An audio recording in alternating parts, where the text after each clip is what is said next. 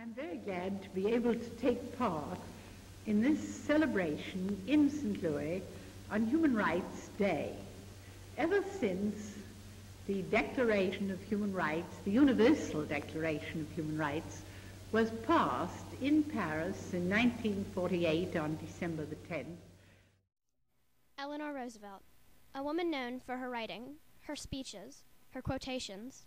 She grew up feeling isolated and alone, but became one of the most remembered and thought of women in the history of the United States. She was head of the United Nations Human Rights Commission, the director of the Bureau for Women's Activities. She wrote newspaper columns, fought for women's suffrage, and defied segregation laws. But most importantly, she fought for what she believed in and actually changed the world. She did all this as mother of 6 children and as wife to President Franklin Delano Roosevelt during one of the most challenging periods in American history. She is a woman often considered the first First Lady, one of the most influential and inspiring people to have ever lived. This is the story of Eleanor Roosevelt. Do not wait until some deed of greatness you may do. Do not wait to shed your light afar. To the many duties ever near you, now be true. Brighten the corner where you are. Anna Eleanor Roosevelt had a tough young life. Born on October 11, 1884, in New York City, as a child she was disliked by many of her siblings and family. She was known as the ugly duckling to her aunts, cousins, and 2 younger brothers, because they didn't think she was as pretty as the other girls. During that time period, beauty was one of the most important things in the social life of a lady. Eleanor's mother couldn't bear having an ugly child, and right away, young Eleanor knew she was a disappointment. Ridiculed by others, little Eleanor looked up to her father, the only person whom she really loved, his little Nell, as he called her. Eleanor remembered waiting up to see him come home every day. Some days, though, he wouldn't come home, for he had a terrible alcohol addiction that was poorly hidden from his little Nell. In 1892, though, things went even farther downhill, for her mother died of diphtheria, and her beloved father was sent to an asylum for having drinking problems. Anna had no idea what was happening at the time, but she would rarely see her father again after.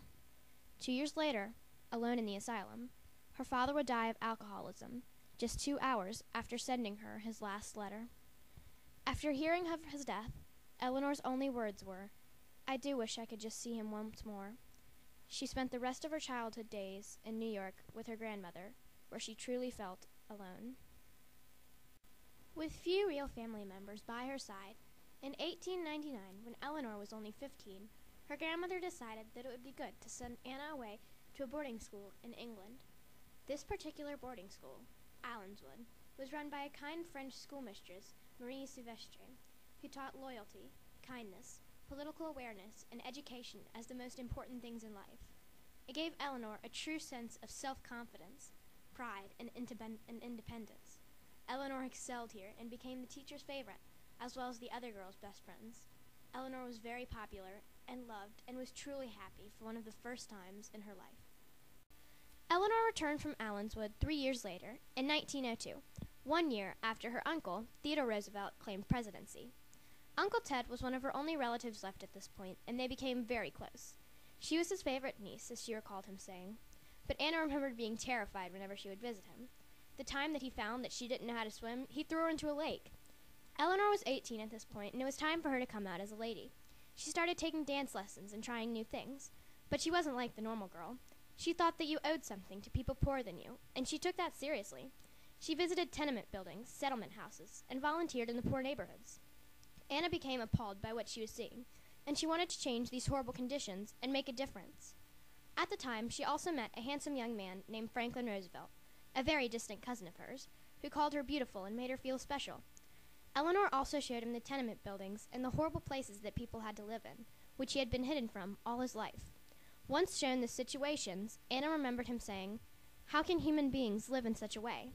Franklin proposed in November of 1903, and they got married in 1905, Theodore giving away the bride. Fast forward 16 years later, to 1921. Franklin was just diagnosed with polio. He was working for the government, and Eleanor has had 6 children, one of whom died in infancy. She had grown increasingly more independent, and when the 19th Amendment passed, granting women the right to vote, Eleanor considered getting into politics. With Franklin sidelined by polio, it was considered important by the Roosevelt family that the name be kept in the public eye. She signed up for women's organizations, gave speeches for the first time, and fought for equal rights for everyone, the rich, the poor, black, white, males, females, and children. It was the middle of the First World War, and Eleanor had a job to do, visiting hospitals, prisons, and soldiers wounded in war, places that Franklin could not easily visit.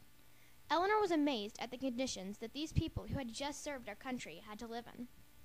Wanting to make things better, Eleanor fought against the establishment, and for the first time made a difference, giving her a new job. In 1929, the Great Depression began, and the country blamed everything on President Herbert Hoover. 3 years later, Franklin campaigned for presidency, presenting a New Deal to people across America. Now, Eleanor wanted Franklin to win, and she helped his campaign, but she was also worried that if she became the First Lady, would she have to give up her new job? Helping people was what she loved to do, but would being the First Lady still allow her to do that? All the First Ladies she'd known had simply sat quietly. She didn't want to do that. Despite her conflicted feelings, Franklin was elected president by a landslide in 1932, and a few months later, they moved into the White House, which would become her home for the next 12 years. Eleanor became very independent living in the White House. She became widely considered to be the first First Lady, because she used her platform to advance causes she believed in, unlike First Ladies in the past. She wrote important speeches to give around the country, was the first woman to hold a press conference in the White House, and appeared on radio shows on NBC and television shows like What's My Line and Prospects of Mankind, which she actually hosted. Eleanor was one of the first women to go to the Democratic National Convention. She also wrote a daily newspaper column called My Day, where she talked about things going on in America and how she felt about them, like Pearl Harbor, prohibition, and equal rights. During World War II, she went on a trip around the South Pacific, where she met soldiers and talked to them about the war and helped boost their confidence. Eleanor also helped ease the pain of the Depression by supporting the building of new towns, setting up work camps for the unemployed, and speaking for all people, like women and African Americans who had no one to speak for them. She even changed the minds of the Army Nurse Corps single-handedly to allow black women to work there. She wrote books like On My Own and You'll Learn by Living. Eleanor was subject to controversy as well, though, for many people disagreed with her progressive ideas. Some people went crazy over a picture of her giving a flower to a young African-American girl. They made fun of her voice and her teeth, but she didn't let that bother her and remained very active in politics even after Franklin's devastating death in 1945. Perhaps Eleanor's greatest and most lasting impact on the world came when she was no longer even the First Lady. It was in her service to the United Nations after World War II when President Truman asked her to represent the United States. The United Nations was a grand effort mounted by a majority of the developed countries of the world to impart lasting peace after the atrocities witnessed during the Second World War. Eleanor was on Committee 3, which dealt with problems in social situations, educational issues, and cultural problems. It was perfect, and Eleanor was very happy that she could help make life better for all people everywhere in the world. Once the UN was set up, Eleanor was one of the only women in the entire organization, and representing the United States on the world stage was an unparalleled opportunity. She led the Human Rights Commission meetings and surprised many different countries with her incredible intelligence and capability. As head of the United Nations Human Rights Commission, Eleanor was critical in writing the Declaration of Human Rights, which passed in 1948 and is still being used all around the world. It was instrumental in stating definitively that all humans are deserving of being treated with dignity regardless of who they are and where they live and how they're born. It was a culmination of every cause she had believed in and worked for over the course of her life, and its impact is still felt to this very day.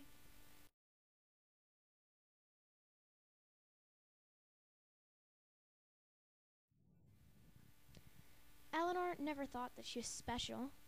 She just wanted to be useful. Her impact on human rights and the causes she championed are her lasting legacy, and a testament that she was, in fact, both. Somewhat far from harbor, you may guide across the bar, brighten the corner where